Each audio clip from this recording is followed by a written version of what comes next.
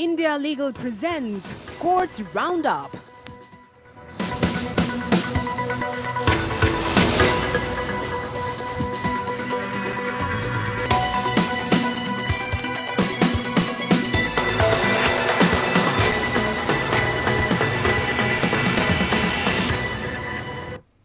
नमस्कार, कोर्ट से राउंडअप पे स्वागत है आपका। मैं हूं आपके साथ नेहा दुबे। इस बुलेटिन में अगले आधे घंटे आपको कोर्ट से जुड़े तमाम छोटी बड़ी खबरों से करवाएंगे रूबरू। कोर्ट की कार्रवाई सुप्रीम कोर्ट से लेकर हाई कोर्ट और लोक कोर्ट तक के फैसलों को रखेंगे आपके सामने। आगे बढ़ने से पहले एक नजर हेडलाइंस पर। सुप्रीम कोर्ट ने दिव्यांगों की पदोन्नति में आरक्षण के लिए केंद्र को 4 महीने के भीतर आरक्षण लागू करने का दिया निर्देश। कहा, हमारे फैसले में कोई अस्पष्टता नहीं। वादी ने कहा, 5 साल बाद भी कोई पदोन्नति पर निर्देश जारी नहीं। सुप्रीम कोर्ट ने स्वराज इंडिया ट्रस्ट की अध्यक्ष राजीव दहिया को अदालत की अवमानना का ठहराया दोषी। कहा, कानून बनाकर अवमानना से नहीं बचा जा सकता। सुपरटेक ने नोएडा में ट्विन टावर को ढहाने के आदेश के खिलाफ सुप्रीम कोर्ट में संशोधन याचिका की दाखिल। 2 टावरों में से बस 1 टावर को ढहाने की appeal.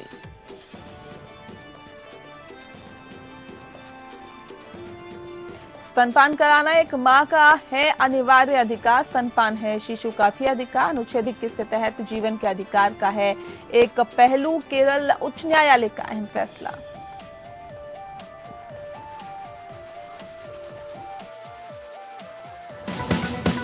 India Legal presents Courts Roundup.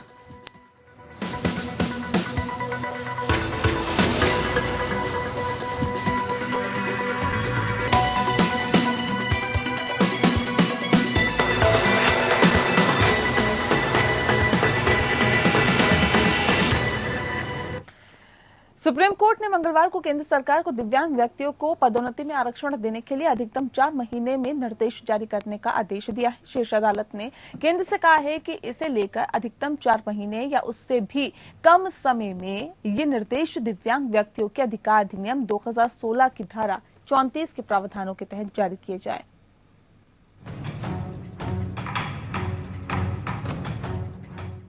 Supreme court ने दिव्यांग व्यक्तियों की पदोन्नति के आरक्षण पर सुनवाई की।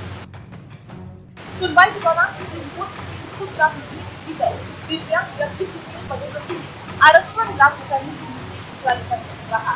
अनुसूचित जाति के लोगों के लिए पदोन्नति में आरक्षण के अधिकार पर सुप्रीम कोर्ट के फैसले के फैसले का स्पष्टीकरण मांगने के लिए केंद्र द्वारा दायर आवेदन पर ये निर्देश जारी किया गया है। सुप्रीम कोर्ट ने कहा है कि हमारे फैसले में कोई अस्पष्टता नहीं। सरकार 4 महीने में आदेश लागू करेगी। मामले की सुनवाई justice L Nageswara Rao, justice B R. Gavai और जस्टिस संजीव खन्ना की पीठ कर रही थी। जस्टिस एल नागेश्वर राव की अध्यक्षता वाली पीठ ने कहा, पहले दिए गए फैसले में अस्पष्टता नहीं है। पीठ ने केंद्र सरकार को 2016 की अधिनियम की धारा 34 के प्रावधान के तहत दिव्यांग व्यक्ति की पदोन्नति में आरक्षण लागू करने के निर्देश जारी करने को कहा। इस मामले में मूल याचिकाकर्ता चित्रा राजू की ओर से पेश हुए वकील राजन मणि ने कहा कि कानून लागू होने के 5 साल बाद भी दिव्यांग व्यक्तियों के अधिकार अधिनियम 2016 के तहत इन पदोन्नति के संदर्भ में कोई निर्देश जारी नहीं किया गया है। उन्होंने कहा कि पीडब्ल्यूडी के लिए आरक्षण के कार्यान्वयन में देरी हो रही है क्योंकि अधिनियम के तहत आवश्यक निर्देश जारी नहीं किए जा रहे हैं। स्पष्टीकरण मांगने वाला सरकार का आवेदन निर्णय को कमजोर करने का एक और प्रयास है। पीठ ने एएसजी दीवान से पूछा कि क्या केंद्र ने 2016 अधिनियम की धारा 34 के तहत पदोन्नति में आरक्षण लागू करने के संदर्भ में निर्देश जारी किया है। दीवान ने कहा कि आदेश को लेकर कुछ स्पष्टीकरणों की सरकार को चलते कोई निर्देश जारी नहीं किया गया है, लेकिन पीठ ने कहा कि इसमें स्पष्टीकरण की जरूरत ही नहीं है और आवेदन का निपटारा कर दिया। जस्टिस एल नागेश्वर राव ने सवाल किया कि क्या केंद्र ने इस तरह के निर्देश जारी किए। एएसजी माधवी दीवान ने जवाब दिया कि केंद्र द्वारा पदोन्नति में आरक्षण प्रदान करने के लिए कोई ऐसा निर्देश जारी नहीं किया गया है। कुछ स्पष्टीकरणों के आलोक में निर्देश जारी किए जा सकते हैं जो आवश्यक है। हम स्पष्टीकरण मांग रहे हैं ताकि हमारे निर्देश कमजोर न हो। Bureau report.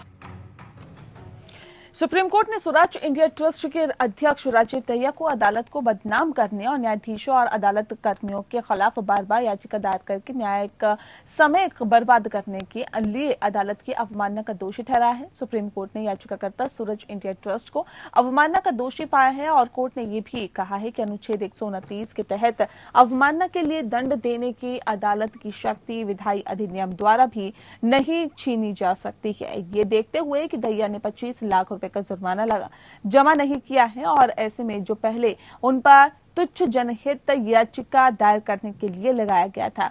अदालत ने भू राजस्व विभाग के बकाया वसूली के रूप में उनकी संपत्ति से राशि की वसूली का निर्देश दिया। जस्टिस संजय किशन कौल और जस्टिस एम सुंदरेश की पीठ ने कहा कि अवमाननाकर्ता अड़ियल व्यवहार कर रहा है। पीठ ने सख्ती से कहा कि हम पीछे हटने से इनकार करते हैं। पीठ ने कहा कि अदालत को बदनाम करने की उनकी हरकतों को माफी नहीं दी जा सकती है और वह अपने अवमाननापूर्ण व्यवहार के साथ जारी है।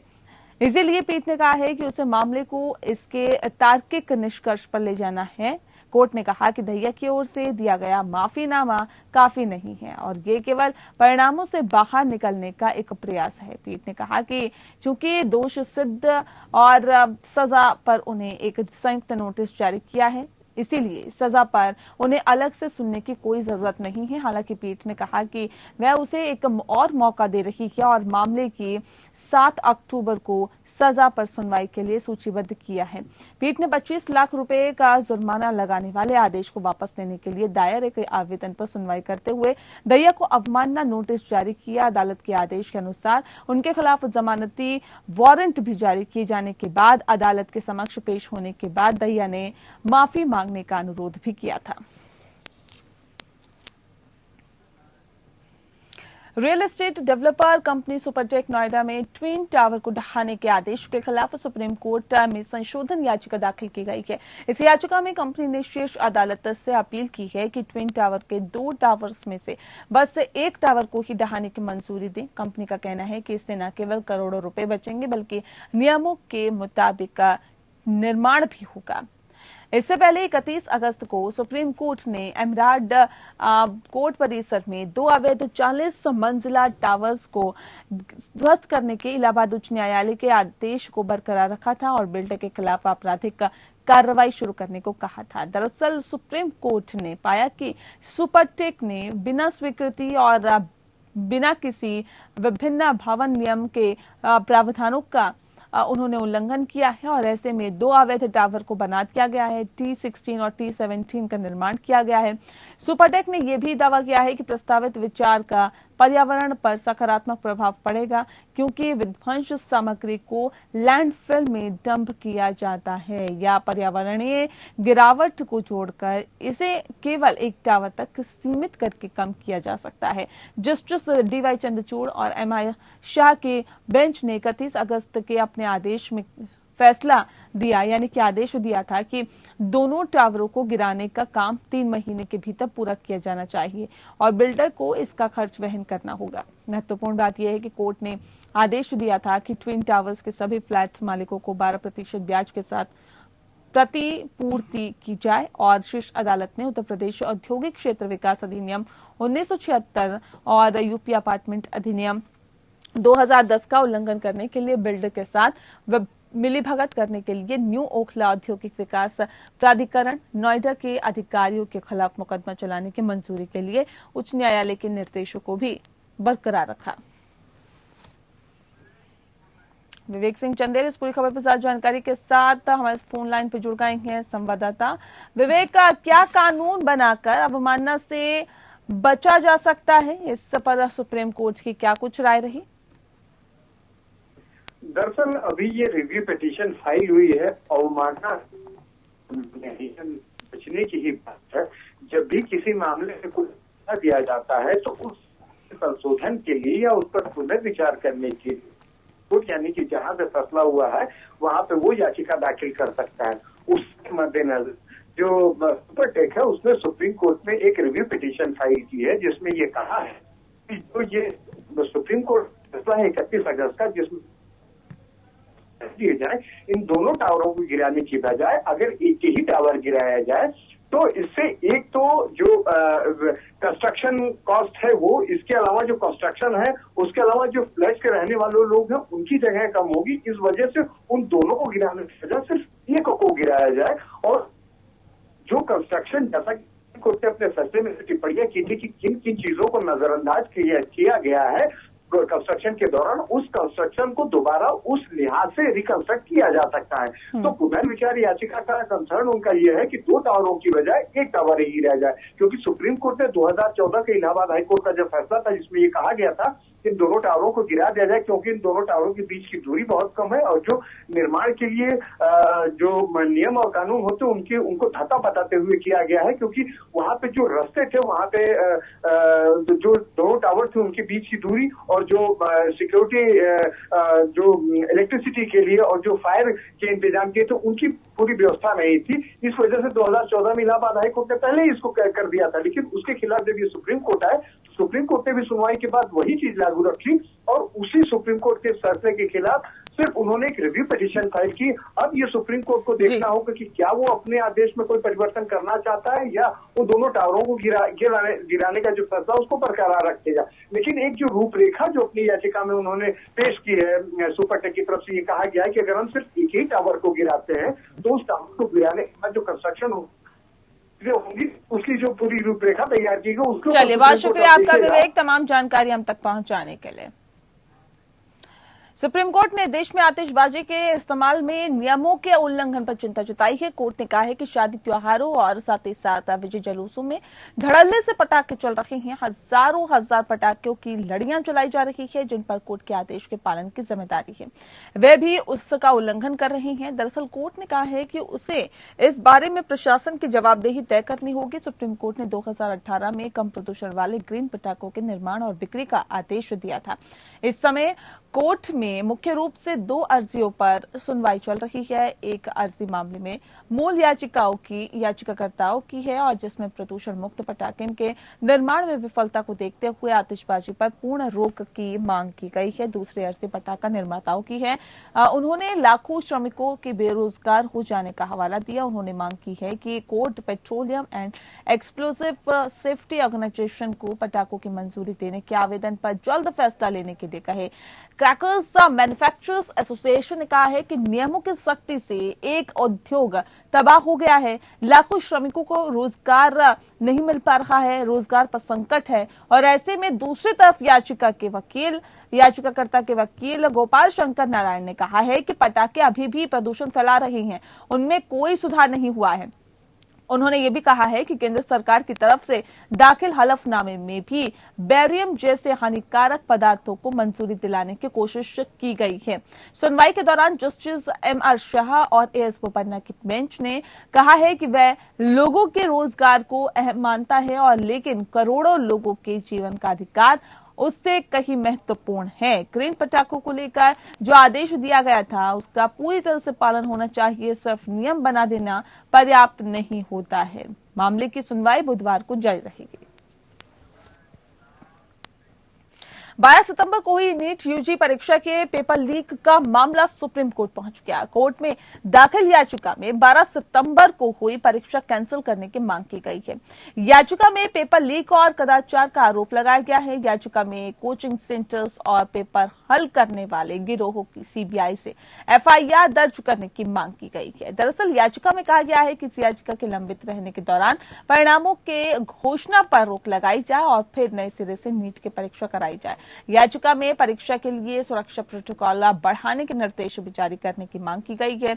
CBI राजस्थान UP के DGP को 1 हफ्ते में रिपोर्ट दाखिल करने का निर्देश दिए जाने की भी मांग की गई है। नीट उम्मीदवारों की याचिका में कहा गया है कि वास्तविक योग्य और मेधावी उम्मीदवारों के हितों की रक्षा के लिए परीक्षा दोबारा से की जाए। कोर्ट में कहा गया है कि परीक्षा में धोखाधड़ी छात्रों के भविष्य के बारे में गंभीर चिंता का विषय है और परीक्षा की पवित्रता और सुरक्षा का उल्लंघन है। ये याचिका नीट उम्मीदवारों ने वकील ममता शर्मा के माध्यम से दायर की है। याचिका में कहा गया है कि आपराधिक साजिश के तहत ही नामी कोचिंग कोचिंग सेंटर और पेपर हल करने वाले गैंग द्वारा पेपर लीक किया गया था। परीक्षा के दिन ही सीबीआई ने 4 आरोपियों और अज्ञात के खिलाफ एफआईआर दर्ज की थी। एफआईआर में साफ तौर पर कहा गया कि प्रॉक्सी उम्मीदवारों का उपयोग करके परीक्षा में हेराफेरी की गई और कोचिंग सेंटर्स और गिरोहों द्वारा प्रति उम्मीदवार 50 लाख तक की राशि वसूल की गई थी। याचिका में पिछले उदाहरणों का भी हवाला दिया गया था जब परीक्षा फिर से आयोजित की गई थी। याचिका में बताया गया कि 2015 में सुप्रीम कोर्ट ने सीबीएसई को Akhil Bharatiya pre medical test यानी AIPMT के लिए फिर से परीक्षा आयोजित करने का निर्देश दिया था, क्योंकि बताया जाता है कि परीक्षा अनुचित साधनों और कदाचार का इस्तेमाल किया गया था। चलिए ब्रेक के बाद स्वागत है आपका। रोहिणी कोर्ट में छत्रसाल स्टेडियम में पूर्व जूनियर राष्ट्रीय कुश्ती चैंपियन सागा धनखड़ की कथित हत्या के मामले में बताया जा रहा है कि जिस तरह से पूरा मामला सामने आया, कॉलेज एग्जाम देने के उद्देश्य से पहलवान अनिरुद्ध दहिया द्वारा दायर अंतरिम जमानत याचिका खारिज कर दी है। अतिरिक्त सत्र न्यायाधीश शिवाजी आनंद ने ये देखने के बाद आदेश पारित किया कि मामले में आरोपी व्यक्ति का एक बड़ा समूह शामिल है और सभी आरोपियों के खिलाफ अभी तक कोई आरोप पत्र दायर नहीं किया गया है। दहिया ने हरियाणा स्थित एक कॉलेज के BPEd का पाठ्यक्रम के लिए उसकी परीक्षा के मद्देनजर 13 दिन की अंतरिम जमानत मांगी थी। इसलिए ये प्रस्तुत किया गया कि 29 सितंबर से शुरू होने वाले चौथे सेमेस्टर की परीक्षा में बैठने के लिए उन्हें अंतरिम जमानत दी जाए। अदालत ने आदेश दिया कि अपराध की प्रकृति और गंभीरता को देखते हुए मुझे यह आवेदक को अंतरिम जमानत देने के लिए उपयुक्त मामला नहीं लगता है, इसीलिए अंतरिम जमानत देने के लिए वर्तमान आवेदन खारिज किया जाता है। पिछले महीने एक अदालत ने इस मामले में ओलंपिक पदक विजेता पहलवान सुशील कुमार और 12 अन्य के खिलाफ दिल्ली पुलिस द्वारा दायर आरोप पत्र में संज्ञान लिया गया था।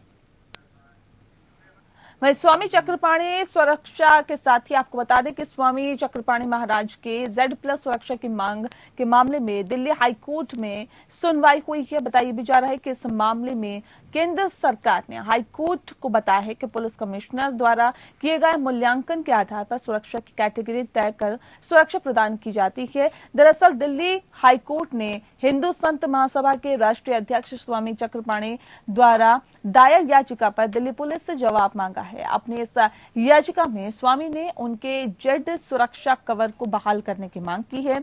दरअसल बता दें आपको कि स्वामी की Z सुरक्षा को उनके अनुसार ही केंद्र और पुलिस द्वारा अचानक और मनमाने तरीके से वापस ले लिया गया था। स्वामी चक्रपाणी ने अपनी याचिका में आरोप लगाया कि दाऊद इब्राहिम के सहयोगियों छोटा शकील और अन्य असामाजिक और राष्ट्र विरोधी तत्वों के हमलों के प्रति संवेदनशील है। न्यायमूर्ति रेखापल्ली ने दिल्ली पुलिस की ओर से पेश हुए वकील को मामले में निर्देश प्राप्त करने के लिए समय दिया है और इसे आगे की सुनवाई के लिए 6 अक्टूबर को पोस्ट किया है।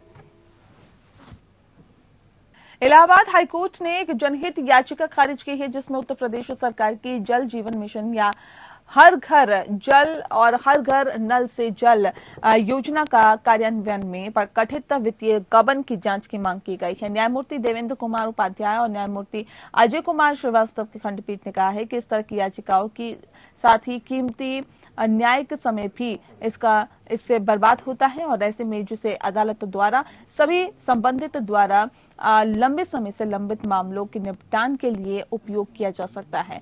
राज्य जल और स्वच्छता मिशन जल जीवन मिशन के कार्यान्वयन के लिए कार्यकारी एजेंसी है, जो गांव स्तर पर पेयजल उपलब्ध कराने के लिए विकसित एक योजना है। जनहित याचिका में प्रतिवादी भारत के नियंत्रक और महालेखा परीक्षक को योजना के कार्यान्वयन में कथित वित्तीय गबन की जांच के लिए निर्देश देने की मांग की गई थी, जिसमें कहा गया था कि राज्य जल और स्वच्छता मिशन के तीसरे पार्टी निरीक्षण से संबंधित कार्य के लिए एक एजेंसी का चयन किया गया है, जिसकी दर यूपी जल निगम द्वारा निर्धारित दरों से अधिक है। इसके अलावा याचिकाकर्ता ने यह भी कहा है कि अधिकारियों के व्यक्तिगत लाभ के लिए पाइप की आपूर्ति का काम एक कंपनी को दिया गया है, जिसे देश के कई राज्यों द्वारा इसकी घटिया गुणवत्ता के लिए प्रतिबंधित ब्लैकलिस्ट किया गया है। आदर्श कुमार जी इस वक्त हमारे साथ फोन लाइन पे जुड़ गए हैं, अधिवक्ता हैं। आदर्श जी, यूपी सरकार की हर घर नल से जल योजना के कार्यान्वयन में कथित वित्तीय गबन की जांच की मांग को इलाहाबाद हाईकोर्ट ने आखिर क्यों रद्द किया है, क्या वजह इसके पीछे बताई जा रही है? जी बताना चाहेंगे, इस याचिका पर इलाहाबाद हाईकोर्ट ने कहा कि इस बात पर कोई विवाद नहीं हो सकता है कि सार्वजनिक प्राधिकरणों को सबसे पारदर्शी, निष्पक्ष और वैध तरीके से कार्य करना है और ऐसी एजेंसी को कानून का पालन करने में शिथिलता की अनुमति नहीं दी जा सकती है। वहीं अदालत ने आगे कहा कि यह भी विवाद में नहीं है कि यदि ऐसी एजेंसी द्वारा कोई अनियमितता या वैधता पाई जाती है, विशेष रूप से वित्तीय अनियमितताएं जो अंततः समाज के प्रत्येक व्यक्ति करदाता के हितों को छूती है, तो ऐसे मुद्दों की जांच की जानी चाहिए जिसका पालन किया जाना चाहिए। वहीं कोर्ट ने यह भी कहा कि याचिकाकर्ता को एक राजनीतिक दल के ट्वीट पर भरोसा किया है जिसमें राजनीतिक व्यक्ति द्वारा की गई शिकायतों के संबंधित सूचना का अधिकार अधिनियम के तहत किए गए प्रश्नों और तथ्य भी कि याचिकाकर्ता स्वयं अचल संपत्ति निर्माण व्यवसाय में है, हमें इस निष्कर्ष पर पहुंचने के लिए राजी नहीं करता है कि याचिका वास्तविक कारणों से दायर की गई है। इसके अलावा न्यायालय ने यह भी कहा कि प्रतिवादियों ने खुली प्रतिस्पर्धा बोली द्वारा इंजीनियरिंग, खरीद और निर्माण मोड में कार्य को निष्पादित करने के लिए राज्य सरकार की कैबिनेट की सहमति से नीतिगत निर्णय लिया था। इसीलिए कोर्ट ने कहा कि इस तरह के नीतिगत निर्णयों को इस कारण से दोष नहीं दिया जा सकता है कि यह विशेष रूप से नीति के दायरे में निहित है। वहीं अंत में न्यायालय ने कहा कि अदालतों के समक्ष शुरू की गई इस तरह की कार्रवाई समय को बर्बाद करती है, जो समय अन्यथा वास्तविकवादियों के मामलों के निपटान के लिए खर्च किया जा सकता है। जी बहुत शुक्रिया आपका आदर्श जी हमारे साथ सीधे फोन लाइन पर जुड़ने के लिए। वहीं एक महत्वपूर्ण फैसले में कर्नाटक उच्च न्यायालय ने माना है कि स्तनपान कराना एक मां का अनिवार्य अधिकार है, जिसे संविधान के अनुच्छेद 21 के तहत जीवन के अधिकार के एक पहलू के रूप में संरक्षित किया गया। एकल न्यायाधीश न्यायमूर्ति कृष्णा एस दीक्षित ने फैसला सुना है। साथ ही अदालत बच्चे की कस्टडी के लिए जन्म देने वाली मां और पालक मां के बीच विवाद की सुनवाई कर रही थी। पालक मां के वकील ने तर्क दिया कि उसने कई महीनों तक प्यार, स्नेह और देखभाल के साथ ही बच्चे की देखभाल की है और उसकी देखभाल की और इसलिए उसे बच्चे को रखने की अनुमति दी जानी चाहिए। यह आगे प्रस्तुत किया जाना था कि आनुवंशिक मां के पहले से 2 बच्चे हैं जबकि पालक मां के पास कोई नहीं है।